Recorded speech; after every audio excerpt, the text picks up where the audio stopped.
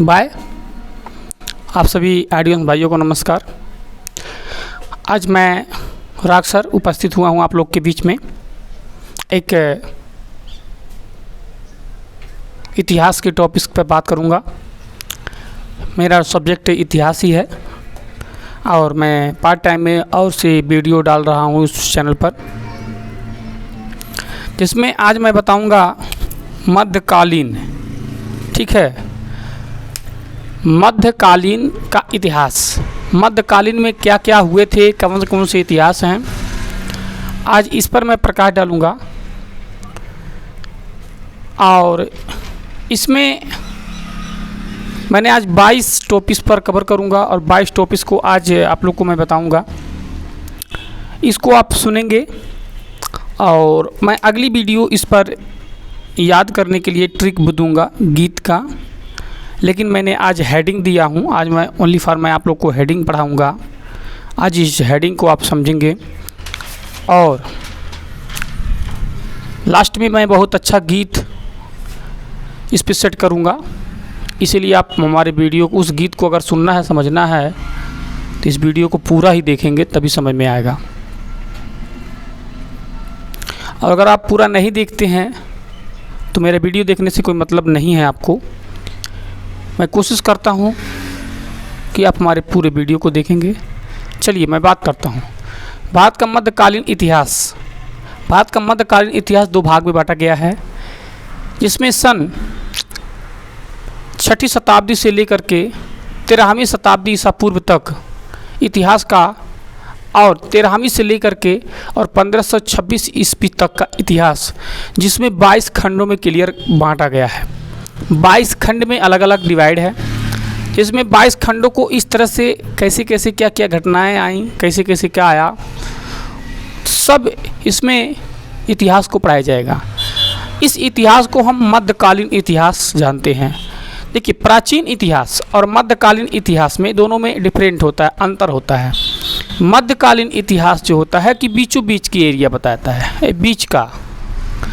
और प्राचीन इतिहास जो होता है, जो प्राचीन इतिहास जिस तरह से मैंने आपको बताया था, बुद्धकालीन से लेकर के स्वर्णकालीन से लेकर के यहाँ 6ठी ईसा पूर्व तक की और वैदिक काल स्थापना तक का, इस क्लियरिटी को मैं यहाँ तक का मतलब ये प्राचीन इतिहास के बाद, और 1500 ईसा पूर्व यानी 1500 ईसा पूर्व में जब वैदिक काल का स्थापना होने के बाद, उसके बाद आता है 1526 ईसा पूर्व तक। ये यहाँ तक की इतिहास को आप ध्यान रखेंगे कि मध्यकालीन इतिहास यानी 6ठी शताब्दी से लेकर के 1513वीं ईस्वी तक, 6ठी शताब्दी से लेकर 13वीं शताब्दी तक, और उसके बाद 1526 ईस्वी तक।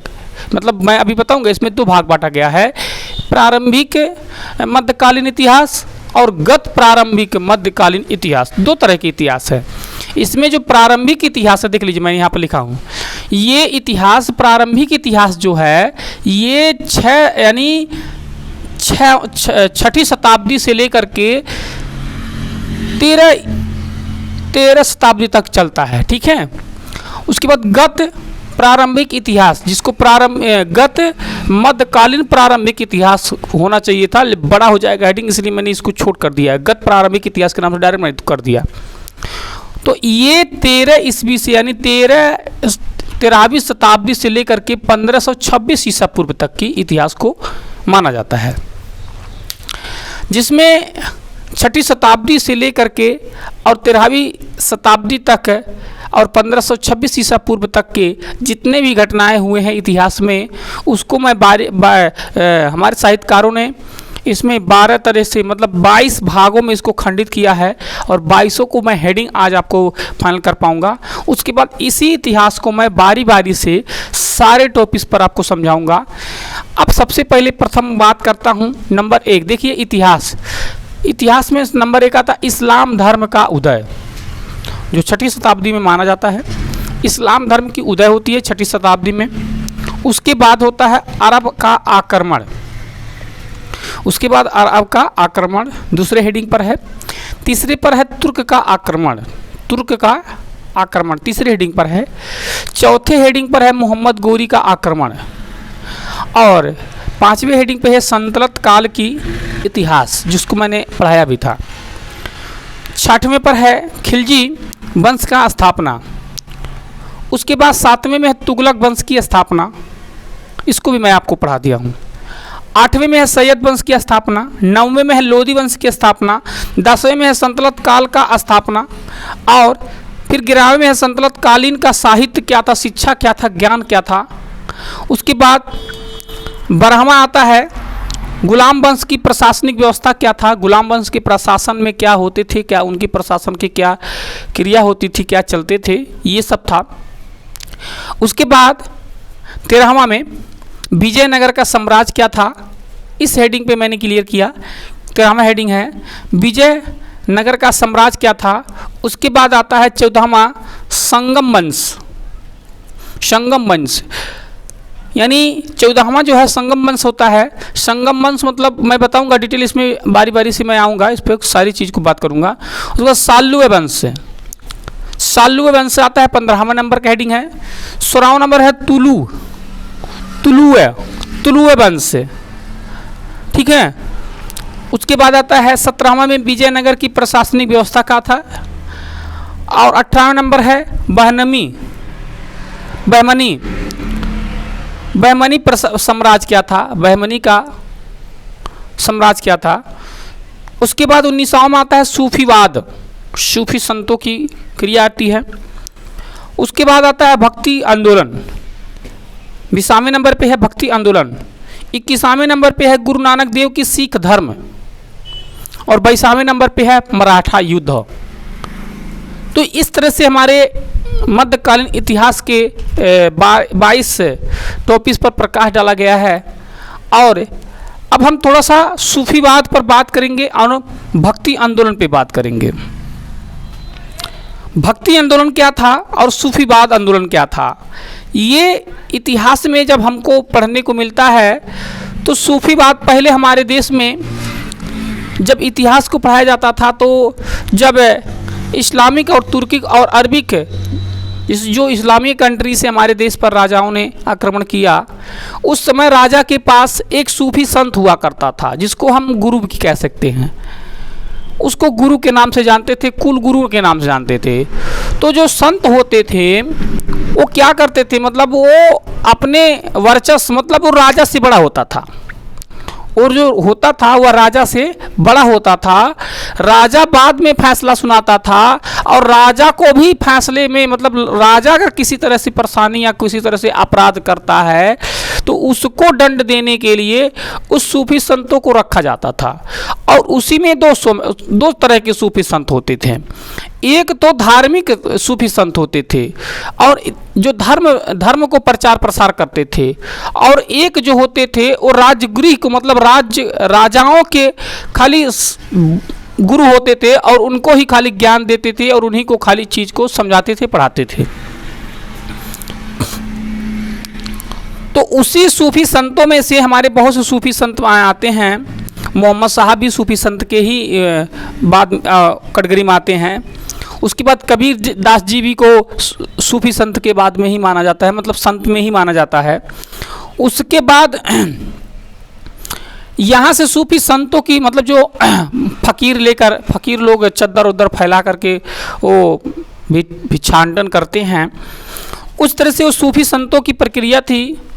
पहले क्या होता था कि राज्य को चलाने का एक नियम होता था। जब राजा कभी किसी हालत में हार जाता था तो राजाओं में एक गुण होता था, वो लोग क्या करते थे कि भिक्षाटन करने लगते थे। भिक्षाटन करके वो देश में जो लोग पब्लिक होती थी राज्य में, उनसे भिक्षाटन करके अपने साम्राज्य को फिर से स्थापित कर लिया जाता था। सभी लोगों के घर से चंदा लिया जाता था। इतिहास में बताएंगे रजिया कर होता था। रजिया कर में मैं बताऊंगा तो बीए में जो इतिहास पढ़ते होंगे उनके लिए रजिया कर और काल का स्थापना जो है आगे मैं पढ़ाऊंगा। अगर उधर जाएंगे तो लंबा हो जाएगा वीडियो, जिसकी वजह से मैं आपको यहीं तक बताऊंगा कि जो संत होते थे वो चंदा को मांग करके लाते थे और उस चंदे से अपने संगठन को मेंटेन किया जाता था। संगठन को मेंटेन करके पुलिस मतलब जो हमारी वहाँ की प्रशासनिक सैनिक होते थे उनके खर्च वर्च को चलाया जाता था। उसी को सूफी संतों के नाम से भी जाना गया। लास्ट में सूफी संत के बाद सूफी संतवाद खत्म हुआ, जो धर्म में तब्दील हो गया, जिसको इस्लाम धर्म के नाम से हम जानते हैं। उसके बाद क्या होता था, पहले सऊदिया और अरब, थोड़ा सा मैं प्रकाश डालूंगा मोहम्मद साहब जी का। मोहम्मद साहब जी जो इस्लाम धर्म के उदय जनक माने जाते हैं, जिन्होंने पहले क्या होता था, मोहम्मद साहब की जितनी भी प्रक्रियाएं मिलती हैं, उन्होंने ये कहा है कि सबसे पहले आप लोग संगठित हो जाओ। क्या हो जाओ? पहले सऊदिया में जब लड़ाई होती थी तो वहाँ के लोग क्या करते थे कि पहले के लोग समझदार नहीं होते थे तो आपस में लड़ते थे और वहाँ पर काफिला बना के रहते थे, झुंड बना के रहते थे। इस तरह से झुंड बना के रहते थे। तो इनकी क्रिया क्या होती थी, ये आपस में ही लड़ते थे, ये इनको मार देते थे, इनको मार के इनकी गद्दी ले लेता था, तो ये दो हो जाए इसको, फिर इस तरह से मतलब वो सभी लोग आपस में लड़ते थे। तो इसी तरह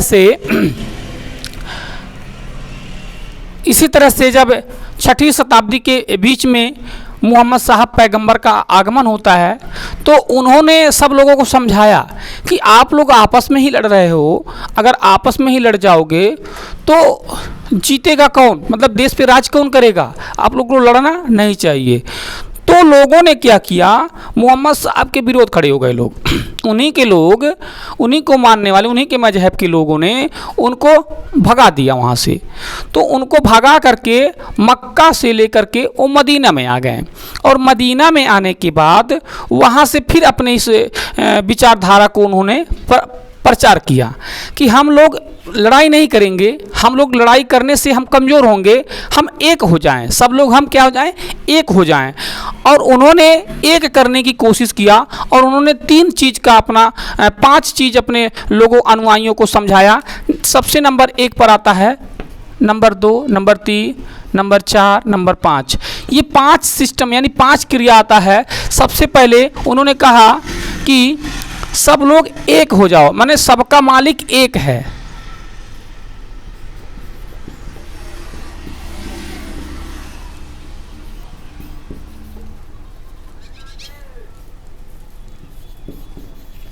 सबका मालिक एक है, पहला नंबर। दूसरा नंबर, संगठित रहो।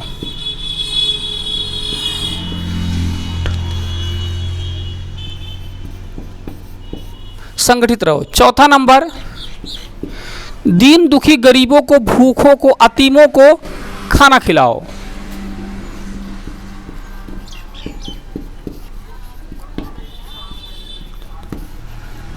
मदद करो। चौथा नंबर था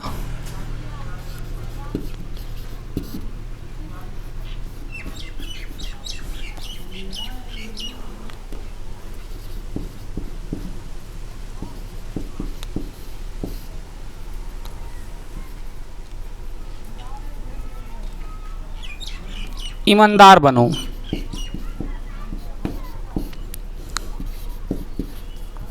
पांचवा नंबर था नमाजी बनो।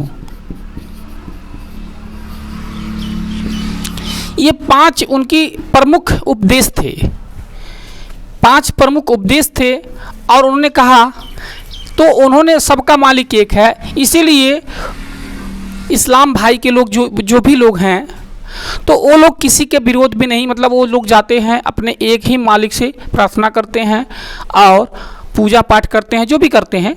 बाकी बहुत कुछ उसमें जानकारियां हैं, बाकी मैं डिटेल्स करूंगा तो बड़ा होता जाएगा। तो इसमें जो है वो लोग अपने एक ही भगवान को प्रार्थना करते हैं और वो संगठित रहते हैं। वो लोग कहते हैं कि हम अपने ही भाई को, सही बात है, उनको ही नहीं बल्कि हर लोगों को ये सोचना चाहिए, समझना चाहिए। उन्हीं के मजहब में नहीं बल्कि हर मजहब में बात करता हूँ कि इस तरह से होना चाहिए, सब में होना चाहिए, क्योंकि संगठित होना अनिवार्य है। किसी भी मजहब में ये नहीं सिखाया जाता है कि आप लड़ाई करके अपने ही भाई को मारो, अपने भाई को गाली दो, अपने ही भाई झगड़ा करो, ये गलत है। ये हमारे इस्लाम धर्म की बात नहीं बल्कि किसी भी धर्म की बात होता है। सभी धर्मों की बात करूँ तो सभी धर्मों में ये होना चाहिए, सबको एक होना चाहिए, संगठित रहना चाहिए। संगठित होने से हमको कोई तोड़ नहीं सकता और जब तोड़ नहीं सकता है तो हम आगे बढ़ सकते हैं। इसीलिए हमको कभी भी अनेकता में खंडित नहीं रहना चाहिए। अगर हम खंडित रहेंगे तो सारी चीज़ें हमारे लिए परेशानी उत्पन्न हो जाएगी। इसलिए दूसरा उपदेश का बात होता है संगठित रहो। तीसरा उपदेश होती है कि गरीबों और अतीमों को, मतलब जो एकदम मजलूम हैं, जो सही सही गरीब हैं, उनको हमको दान देना चाहिए, उनको खाना खिलाना चाहिए, उनके घर में वस्त्र पहुँचाना चाहिए। ये इस्लामिया का पहले नंबर ताकत, तीसरी नंबर की ताकत थी। चौथा नंबर का ताकत ये था ईमानदार बनो। वो लोग अपने लोगों के लिए बड़े ईमानदार होते थे, अपने लोगों के लिए जान दे देते थे और अपने लोगों के लिए जो भी कहते थे एकदम पूरा दिल और जान से लग जाते थे। इसलिए पांचवा था रियल में वो 5 वक्त का नमाजी थे। मतलब बड़े, मतलब एक भी इंसान, मतलब अपने अल्लाह यानी जो भगवान होता था, जो अल्लाह हो, भगवान हो, जो भी हो, चाहे गॉड हो, चाहे जो हो, कोई भी हो, उस पर एक मतलब विश्वास करते थे और बड़े इत्मीनान से विश्वास करते थे। तो इस्लाम धर्म की उत्पत्ति यहाँ से उदय हुआ। मैंने पहले हेडिंग पर बात कर रहा था कि उस इस्लाम धर्म में एक बात और है, मुसलमान कहा जाता है, मुसलमान मतलब मुसल्लम धन ईमान, इसमें तो संविचित किया जाता है।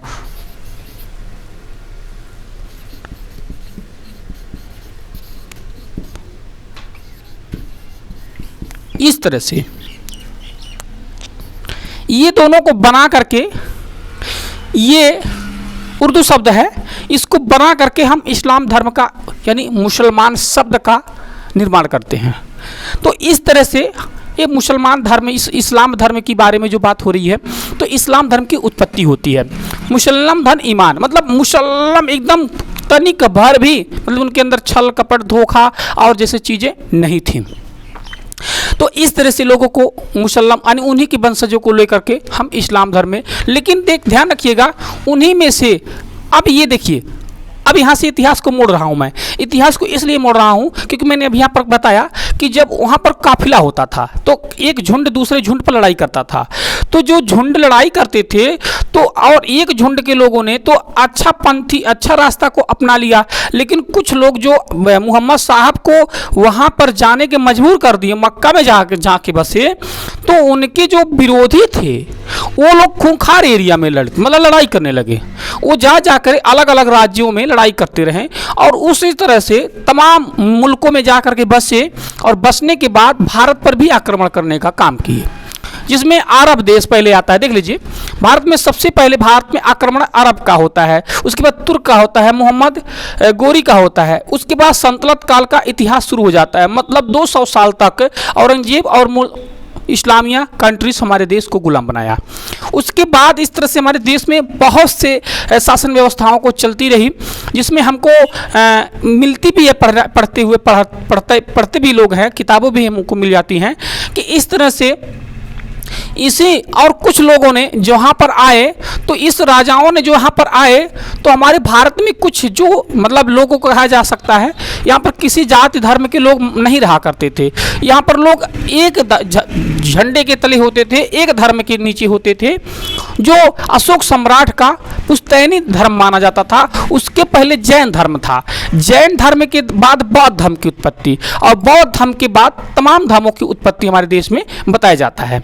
क्योंकि 400 ईसा पूर्व यानी 455 या 500 में ईसा पूर्व में बुद्ध की उत्पत्ति बताई जाती है, और 300 और 400 ईसा पूर्व के बाद चंद्रगुप्त मौर्य का इतिहास बताया जाता है। चंद्रगुप्त मौर्य के इतिहास में बताया ये भी जाता है कि चंद्रगुप्त मौर्य जो थे वो जैन धर्म के प्रवर्तक थे, जैन धर्म के। और उसके बाद उसी इतिहास में बताया जाता है कि चंद्रगुप्त के नाती परपोता, जिसको अशोक सम्राट के नाम से जानता है, वो बौद्ध धर्म से ताल्लुकात रखते हैं। तो इसी तरह से इससे ये पता चलता है कि जब धरती पर कोई धर्म के बात नहीं हुई थी, पहले इंसानियत की बात होती थी और हर कोई एक दूसरे पर बड़े दिल जान से प्यार करता था, एक दूसरे से जुड़ के रहते थे। मैंने आपको बताया था, नवपाषाण काल में भी बता दिया था कि जो आदिमानव था वो संगठित था और घुमक्कड़ था और एक स्थान से दूसरे स्थान पर भोजन की तलाश करता था। इसीलिए वह क्या करता था, भोजन की तलाश में एक जगह से दूसरी जगह पे घूमने का काम करता था, और जहाँ रहने बसने और खाने पीने के लिए पानी, रहने के लिए जगह और पर्याप्त खाने के लिए भोजन मिल जाता था, वहीं पर वह बस्ती बनाकर रहने लगता था। उसी मानव से उत्पत्ति हुई, उसी मानव से तमाम तरह से भिन्नात्मक धर्मों का उत्पत्ति होती है और तमाम तरह के धर्म को हमको हमारे देश में बताया जाता है। आज हमारे देश की बात आज कहा जाए तो 7 धर्म माना जाता है। 7 धर्म में हमारे भारत बटा हुआ है। 7 धर्म है हमारे देश में, 7 धर्म है। तो इतिहास में हमको बहुत सी चीज़ों को मिलता है कि ये सब क्वेश्चन उठेगा आप लोग को। 7 धर्म कौन कौन से मैं बता दे रहा हूँ, चलिए देखता हूँ। हिंदू धर्म, इस्लाम धर्म, सिख धर्म, जैन धर्म, बौद्ध धर्म और पारसी धर्म और उसके बाद एक और क्या बोलते हैं, यहूदी धर्म। इस तरह से ये धर्म माने जाते हैं। तो सबको तो धर्म कहा जाता है, लेकिन बौद्ध धर्म में धर्म नहीं होता है, धम्म होता है। धम्म में होता है अनुसरण करना। तो ये सभी लोगों को इसमें बताया जाता है 7 धर्मों की हमारे भारत में उत्पत्ति होती है और सभी लोगों 7 धर्म में हम लोग डिवाइड होकर के अपनी ज़िंदगी गुजार बसर भारत में कर रहे हैं।